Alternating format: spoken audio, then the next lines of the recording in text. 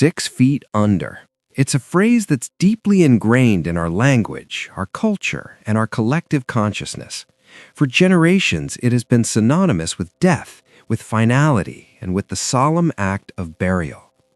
When we imagine a grave, we almost instinctively picture a deep, dark hole, precisely 6 feet from the surface. It's a number that feels ancient, almost sacred, a tradition passed down through time. If you were to ask almost anyone how deep a grave is, they'd likely give you that exact number without a moment's hesitation. It's a piece of common knowledge, a cultural touchstone that feels as solid and unyielding as the earth itself. But here's where things get truly fascinating, and perhaps a little surprising. If you were to visit a modern cemetery today in many parts of the world and actually measure the depth of a newly dug grave, you'd find something quite different. Most people aren't actually buried 6 feet deep anymore. In fact, in many places, adhering strictly to that 6-foot rule is no longer a legal requirement, and in some instances, it's even considered scientifically impractical or environmentally unsound. So this begs the question, where did this pervasive 6-feet rule come from in the first place? Why did it become such a deeply held belief, a standard that persisted for centuries? And, perhaps most importantly, why are we as a society now moving away from it, opting for shallower burials that bring our loved ones closer to the surface? Today, we're going to embark on a historical and scientific journey, digging deep into the origins of this tradition and unearthing the surprising reasons behind its modern evolution. Get ready to challenge everything you thought you knew about our final resting place. To truly understand the genesis of the 6 feet under tradition, we must transport ourselves back in time to one of the most harrowing periods in human history, the year 1665.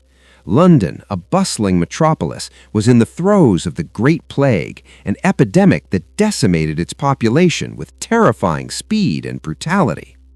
The sheer scale of death was overwhelming.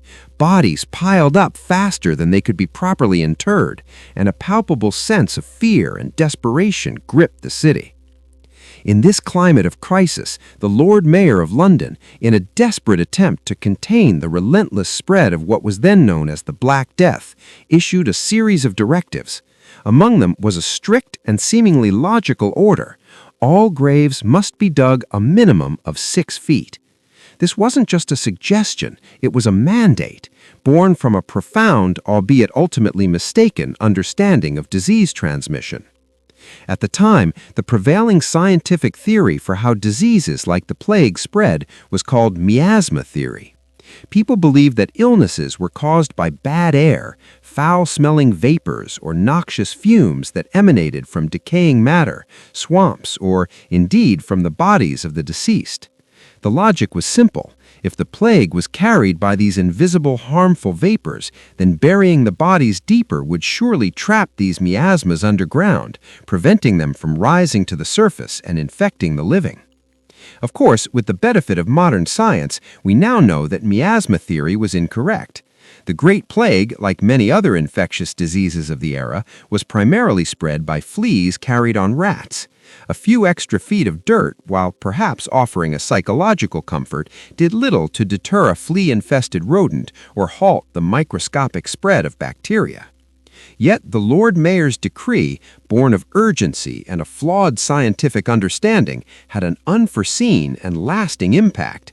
It became a widely adopted standard, a rule that transcended its original context and embedded itself deeply into Western burial practices. It offered a sense of security, a feeling of respect for the dead, and for centuries it remained largely unquestioned. Beyond the plague, there were other practical considerations that reinforced the idea of deeper burials.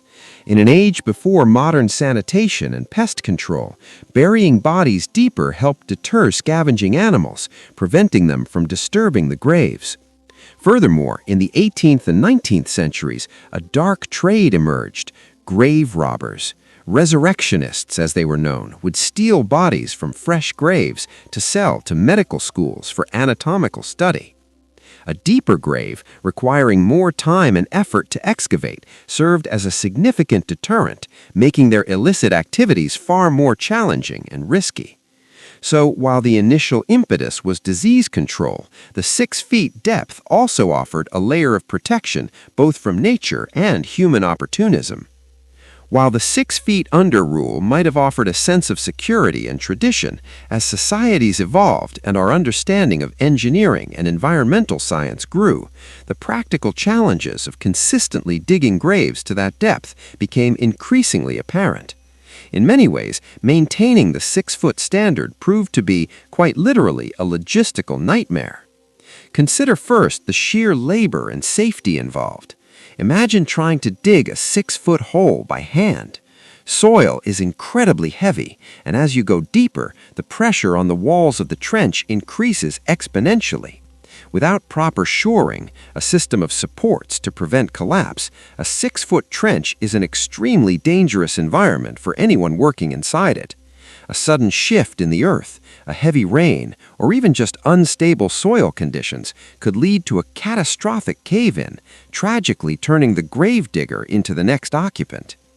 Modern machinery like backhoes and excavators have certainly made the task easier, but even with equipment, the deeper you go, the more time, fuel, and specialized safety measures are required, all of which add to the cost and complexity. Then there's the pervasive issue of the water table. This is a critical factor that often makes a 6-foot depth utterly impractical, if not impossible, in many regions. In places like New Orleans, where much of the city lies below sea level, or in coastal areas and regions with high water tables, such as Florida or parts of the United Kingdom, digging 6 feet down doesn't lead to more dry earth. It leads directly to groundwater. The result? Graves that quickly fill with water, transforming them into muddy pits. In the past, this led to the unsettling phenomenon of floating caskets. Imagine the distress and horror of families witnessing a heavy rainstorm causing their loved ones' caskets to literally pop out of the ground, buoyed by the water that had seeped into their deep graves.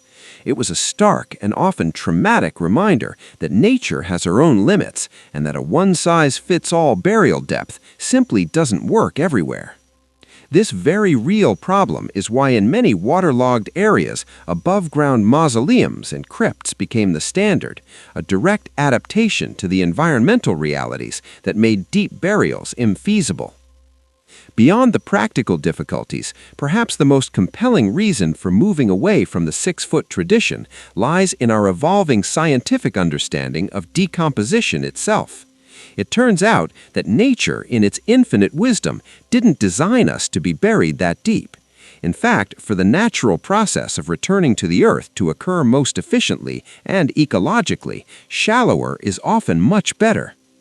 Decomposition is fundamentally a biological process driven by a vast and complex ecosystem of microorganisms. The key players in efficient decomposition are aerobic bacteria, microbes that absolutely require oxygen to thrive and do their work. These oxygen-loving bacteria are abundant in the upper layers of the soil, typically within the first 2 to 3 feet from the surface.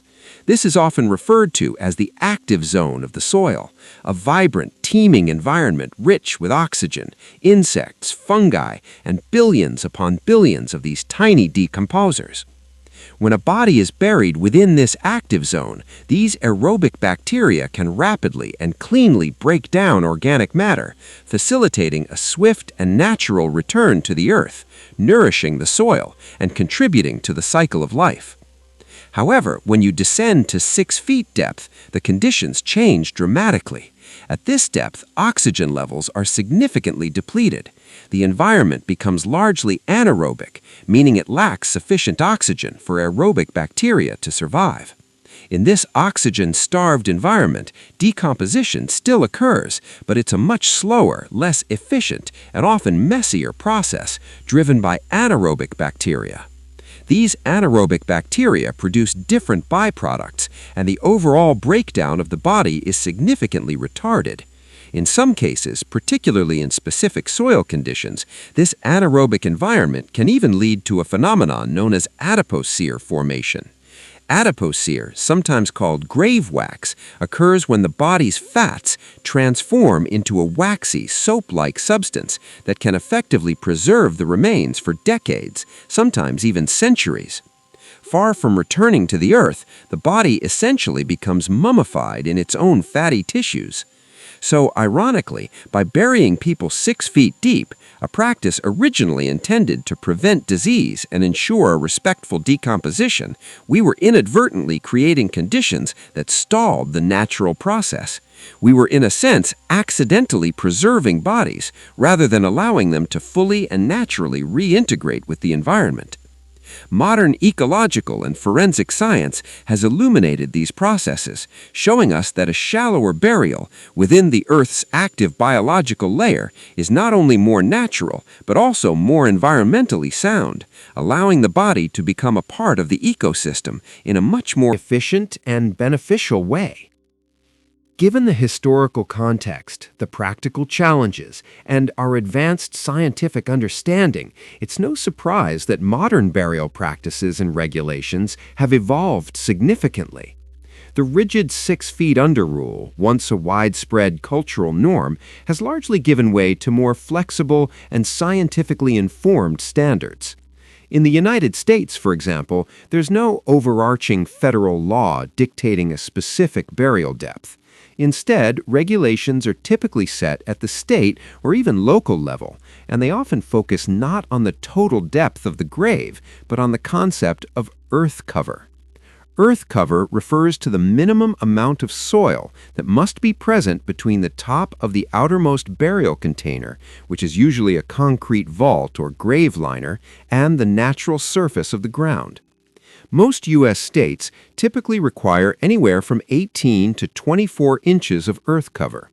When you factor in the height of a standard casket and the concrete vault that encases it, this usually means the actual excavation depth for a traditional burial is closer to 4 or 5 feet rather than the mythical 6. The use of concrete vaults is another significant modern development. These vaults are designed to prevent the grave from sinking over time, maintaining the integrity of the cemetery grounds and making maintenance easier. While they do add another layer of separation from the soil, the primary concern remains ensuring adequate earth cover for sanitation and to prevent disturbance. Across the Atlantic, in the United Kingdom, regulations also emphasize sufficient earth cover, often stipulating around 3 feet or approximately 1 meter of soil above the coffin. These modern standards prioritize public health, prevent disturbance by animals, and ensure the long-term stability of the burial site, all while acknowledging the practicalities of excavation and the realities of local geology. Perhaps the most profound shift in recent times has been the rise of the green burial movement. This movement represents a conscious return to more natural and environmentally friendly burial practices, often directly challenging the conventions of traditional embalming and vault usage. Proponents of green burial seek to minimize environmental impact, conserve natural resources, and allow the body to return to the earth as naturally as possible. In green cemeteries, bodies are typically not embalmed with harsh chemicals, nor are they placed in concrete vaults or even traditional caskets. Instead, they are often interred in biodegradable shrouds, simple wooden coffins, or wicker baskets. Crucially, green burials are often performed at shallower depths, typically around 3 to 4 feet. This isn't a random choice. It's a deliberate decision rooted in the scientific understanding of decomposition we discussed earlier. By placing the body within that biologically active layer of soil, green burials facilitate rapid aerobic decomposition, allowing the remains to nourish the soil and contribute to the ecosystem. The idea is to become part of the natural landscape, perhaps literally feeding a tree or a wildflower meadow, completing the cycle of life in a truly profound way. This movement is gaining traction as people seek more sustainable and ecologically conscious ways to honor their dead, moving beyond centuries of tradition to embrace a more harmonious relationship with nature in their final rest. So, the next time you hear that familiar phrase, 6 feet under, you'll now be armed with a much richer understanding of its true history and its modern reality. What began as a desperate, albeit misguided, public health measure during the horrors of the Great Plague of London in 1665 evolved into a deeply ingrained cultural tradition. For centuries, it was sustained by a combination of fear, a misunderstanding of science, and practical concerns like deterring grave robbers.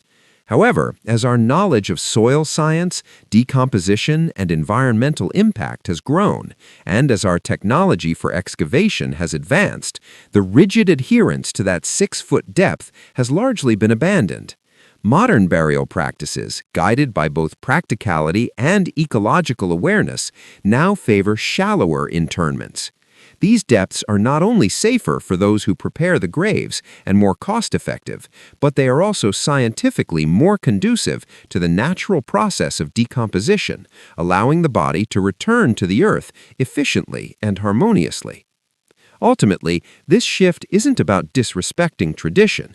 It's about evolving our practices to align with our current understanding of science and our growing commitment to environmental stewardship.